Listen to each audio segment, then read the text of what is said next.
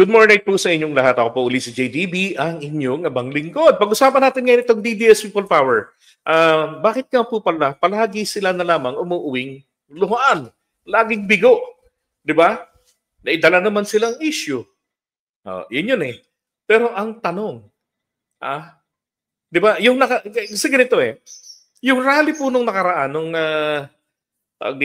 September 21, ang dalang issue doon is against corruption. Di ba? So they were expectant, hinijack nila yung rally ng mga multi-sectoral, ng mga militanteng grupo. Di ba? Kini-claim nila na kanilang rally. And then later on pinagtatabuyan sila doon sa EDSA. Di ba? Pati yung Tarpili ni Duterte, nakaganon. Wala, sinubok nila pasilipin, pinagtabuyan. Tapos, dito yung rally na naman nila nung nakaraan, nung 12 na Setyembre, nung Oktubre, akala nila magiging malakihan. Di ba? Magiging big deal. Lalo na na-pick up na itong ginagawa ni Barsaga ng international community. Hello, international community, hindi pupunta ng Pilipinas para makirally. Di ba? Merong 300 members ng mga nasa AFP raw na tumatangkilik sa kudeta. Pero ang tanong, gaano ba kalaki ang AFP? Ilang percent lang sila. Tapos sino pa yung mga promotor doon? Yung mga retired, 'di ba? Mga retired generals, regular general, 'di ba? Wala man lamang 4-star general, maliban kay Senator Bato. 'Di ba? Ngayon, meron hong pakita ko lang po sa inyo, teka ha. Tingnan nyo, paano ba naman silang aangat yung rally nila? Ginagawa nila puro mga pagdadrama. Katulad yun nakikita nyo sa picture. 'Di ba? Hindi raw siya pinayagang makapasok dito. Ang patawag niya na rally, 10:00 ng gabi, diyan sa Forbes Park. It's a small venue kung tutuusin. But he was expectant na yung nangyari pong dami ng tao nung September 21, ganun din po at madaling mapapasok ito. Diba? Hindi nga siya nakaporma dyan, pati yung mga rallyista eh. Now, anong nangyari? Nagkaroon ng separate na dahil sobra silang excited. So umaga, nagkaroon hanggang gabi, nagkaroon sila nitong event dito sa Luneta, sa Manila Bay, sa Aristocrat yan, sa tapat, or Sulaiman Plaza. Yan. Sabi nga nung isang nag-post, galing pa akong Antipolo, kala ko maraming tao. Yan, sensya na bro, wala pa yung bayad namin eh. Konti lang ho talaga nila. Now, nung gabi, doon sa Dasma, nako, eto ho nga humiga na ito, si DM, yung vlogger na maingay, parang si Labrador. Yan, taga-probinsya yan. Tawag dito. Humiga siya dyan. Yan yung dinimanda ni Raffy Tulfo. Hindi yata natuluyan, kaya yun, lumaki ulo. Etong speaker, pilit kinukumbinsi yung mga polis. Todo effort na siya, parang ang sarap bigyan ng caption eh. Eto, hawak ko, gasolina. Pag binuhos ko sa nakahiga, mabubuhay yan. Tatayo yan. Nasaan si Boy Lighter? Kaya may tsuran pulis. Boring. Uy, kilala nyo to. That's Alvin TV. Diwata Vlogger. Diba? Todo effort na sila dyan. Wala pa rin. Wala pa rin nangyayari. Ayun, si DM Makata. Si DM Makata. So wala pa rin nangyayari sa kanilang gimmick. Ang nipis lang ng pulis yan, konti lang yan. Alauna na dumating na may mga ilang truck na mga nagdatingan doon. Itsura ni Banat Bay, kala niya malalagay niya sa history books.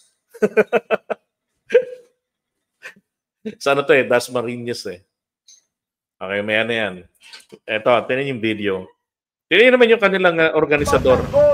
Ang ating saligang batas at ang ating Korte Suprema.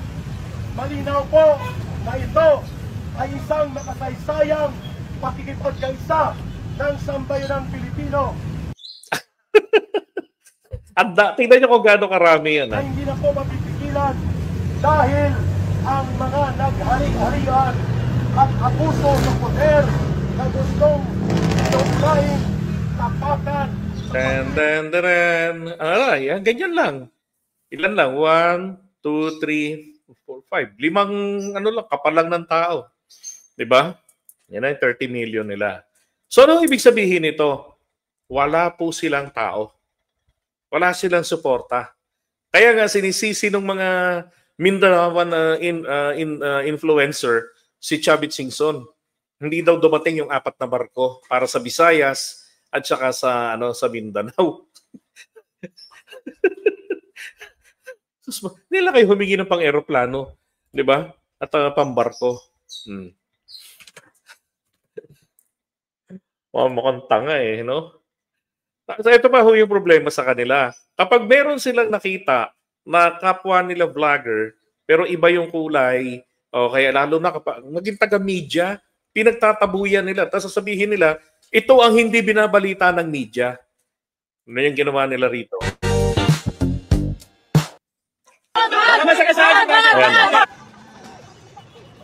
Yan. Ngayon, wala silang magawa na pinagdiskitahan na si Robert. Yun, yung merong puti sa damit na nakaitim. Inaabangan nila dyan yung comment. Kung merong mababasa sila na tawag dito, kontra kay Duterte, ihaharasin nila yon. Gaya ng ginawa nila sa amin doon sa Robinson's Galleria, pinapanood nila. Tapos sinitignan nila yung image ng nakaka-capture at kung saan. Ganon. Ginawa nila kay Robert, inakbayan ng naka-green na yan. BBM resign! BBM resign! BBM resign! Hindi nila alam sundalo yan si Robert. BBM resign! BBM resign! BBM resign! Yung ibang mga Manila Bay vlogger dati na mga kasama namin diyan, hindi siya hinaharas. Hindi nga lang siya maipagtanggol kasi ipinagtatabuyan din nila. BBM resign! BBM resign! BBM resign! BBM resign! BBM bangan! Nandun kami. BBM bangan! BBM bangan! BBM bangan! BBM bangan! BBM bangan! BBM bangan! BBM bangan! BBM bangan!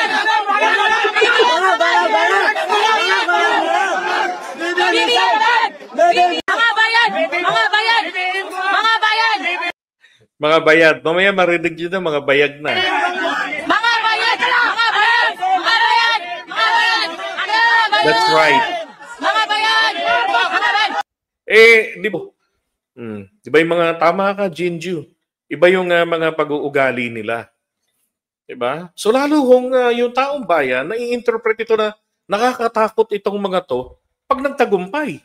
Di ba? Unang-una, hindi yan mga taga rito sa Luzon. Yan ay mga dayo. From Mindanao, from Visayas. Hindi yan mga taga rito.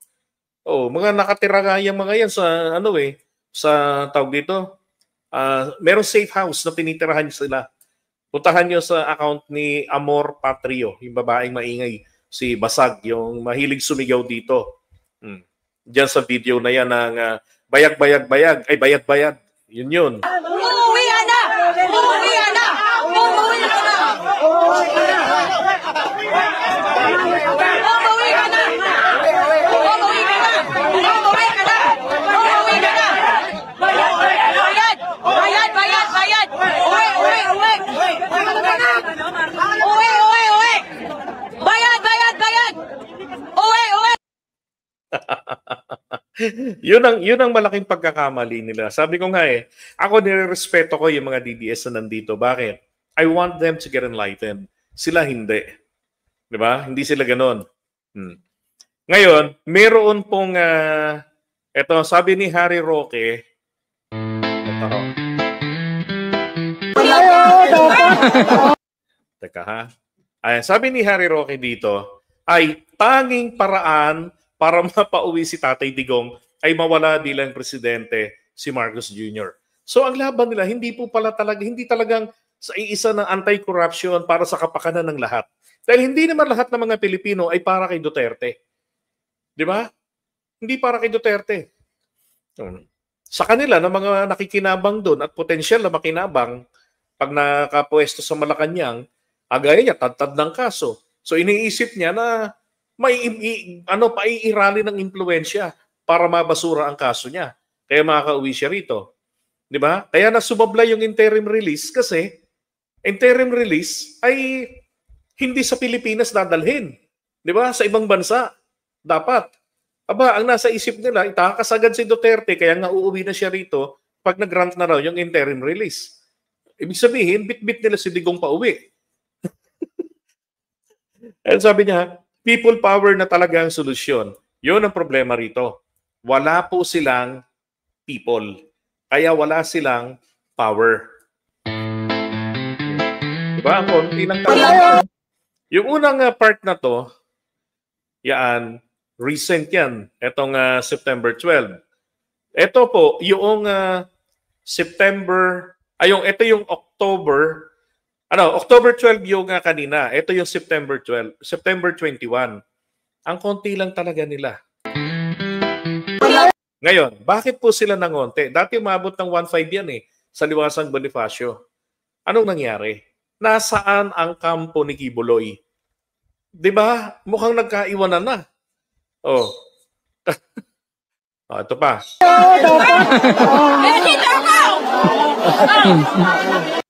Yan, kumukuha pa sila ng bayaran. Nagkataon yung bayaran nila, BBM supporter. Trabaho lang! Trabaho lang! Trabaho lang!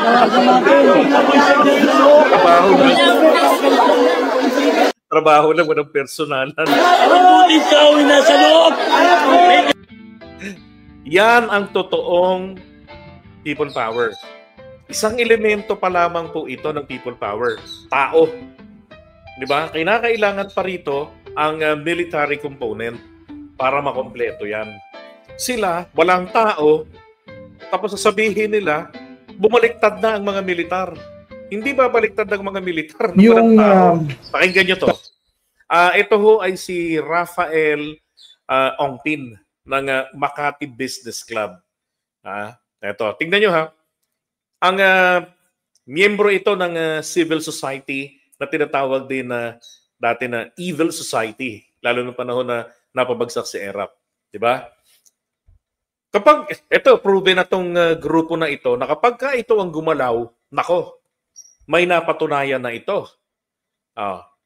Ito ang wala po sa kanila. Ano lang ang meron sa kanila, Hermie? Kilikili power. Ay maghapon ba namang nagtatatalak tingnan nyo. Tanong nyo tungkol sa paano natin isusustain itong movement na to. Well, it's not a question of people power. Yung people power kasi historically it was there to remove the Marcos regime. Okay? That's okay. Dati 'yon, 'di ba? Nagkaroon ng people power, nagkaisa noon para patalsikin si Marcos Sr. Pero ngayon, magugulat kayo sa sasabihin nito. That's how people power came to be. And kaya pala itong mga to, hindi sumisigaw ang civil society ng Marcos resign. Ang sigaw nila, panagutin. Di ba? Panagutin yung mga salarin. Ang sumisigaw ng Marcos Duterte walang pinag-iba, yung mga komunistang grupo na sumisigaw din ng Marcos singilin, Duterte panagutin. Because ayaw rin nilang mawala si Marcos. Ang papalit kasi si Sara. 'Di ba? Ay ayaw nila lalo 'yun. Di inalis mo nga yung isang inalis mo yung isang sakit ng ulo, kumuha ka ng 3. Kayo nagpakahirap dahil wala namang tao ang mga Duterte, 'di ba? Tapos tao niyo yung napakinabangan nila yung resulta ng ginawa niyo, kaya ayaw rin nila.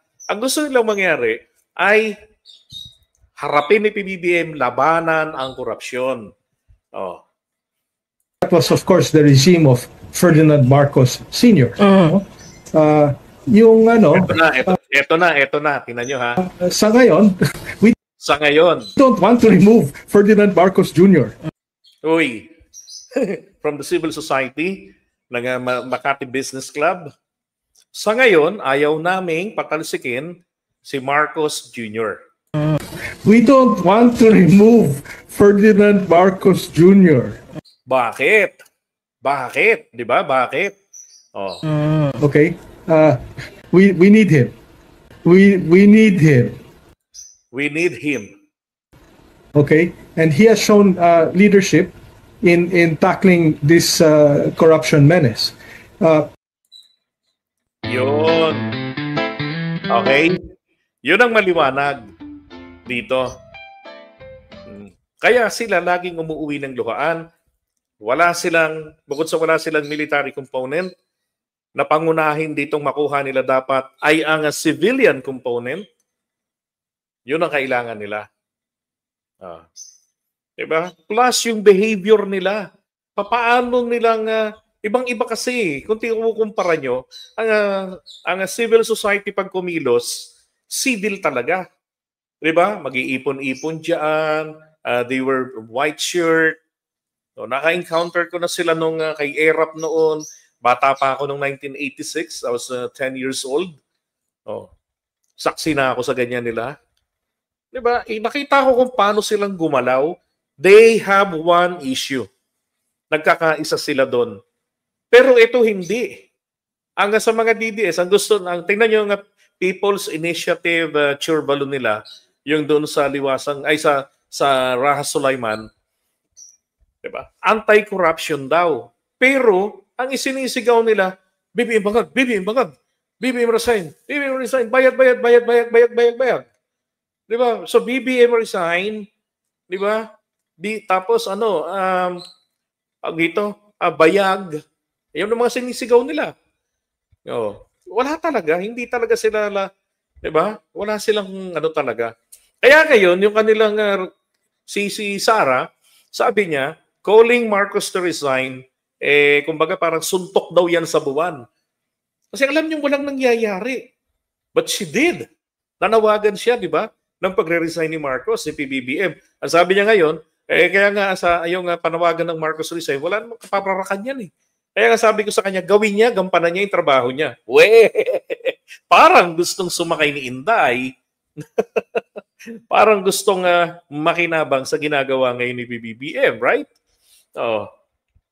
So alam nyo na ha, bakit po nananatili si PBBM sa pwesto? Dahil po walang solido na may gustong siya po ay patalsikin sa pwesto.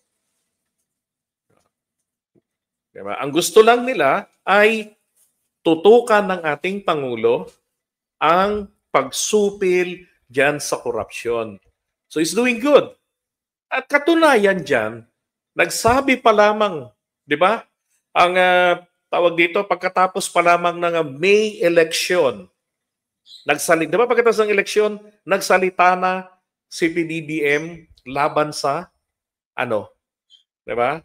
Diyan sa korupsyon. Ang sabi niya, haharapin ko na kung nagsalita na ang taong bayan, he's referring to the result, the dismal failure of the Alyansa. Indeed, it's a dismal failure because we were expectant makakakuha kami at least 8. Ang nakuha namin, 5. May Judas pa. So it's a dismal failure. Di ba? So ngayon, ito na. Lalo na yung kapatid niya, nakapasok pa. Sabi ng Pangulo, haharapin ko na yung problema ng bayan.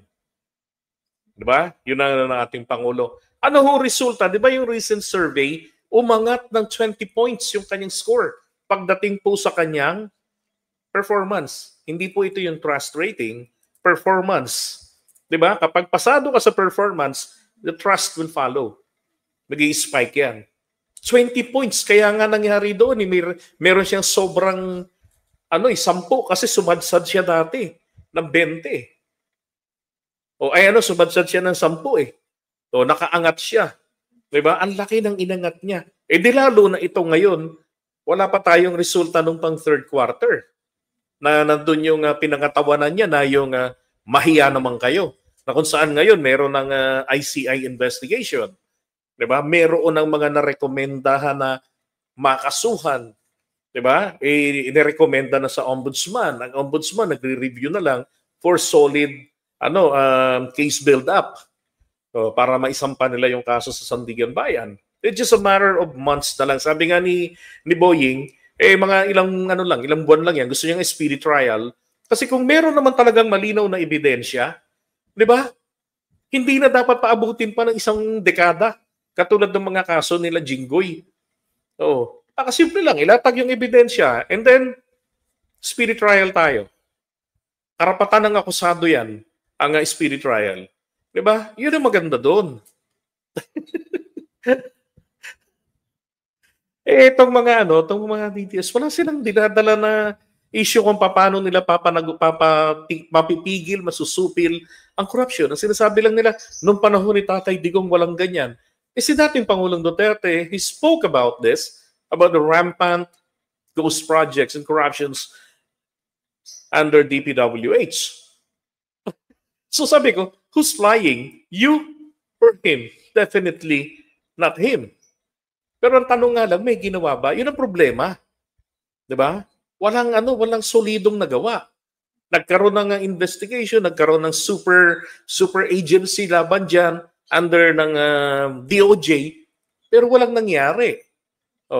Yung PACC niya, limitado lang yung galaw, hindi niya saklaw yung mga elected officials. Doon lang sila sa mga appointed.